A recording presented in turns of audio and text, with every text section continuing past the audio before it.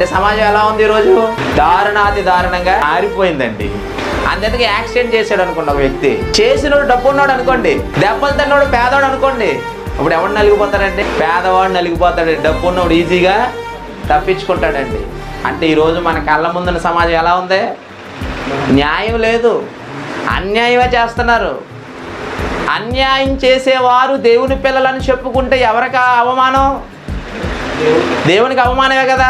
అందుకు మన పిల్లలు ఒకడు దొంగ, ఒకడు మద్యపాని బాగా తాగుబోతూ, ఇంకొకడేమో ఏమంటే వ్యభిచారి అని చెప్పుకుంటారు ఏ తండ్రి అయినా. ఒకవేళ వాడు దొంగసాటుగా సిగరెట్ తాగుతున్నా ఆ తల్లిదండ్రులు ఏమంటారు తెలుసు? మా అబ్బాయి చాలా మంచోడు అంటాడు. అంటే మన పిల్లల గురించి మనమే ఎంత గొప్పగా చెప్పుకుంటే మనం అందరం ఎవరి పిల్లలు? దేవుని పిల్లలు అయినప్పుడు మన గురించి దేవుడు ఇంకెంత గొప్పగా చెప్పుకోవాలి? దేవుడు గొప్పగా చెప్పుకోవాలంటే లేనిది ఉన్నట్టుగా చెప్పడం, ఉన్నది ఉన్నట్టుగానే మాట్లాడతాడు.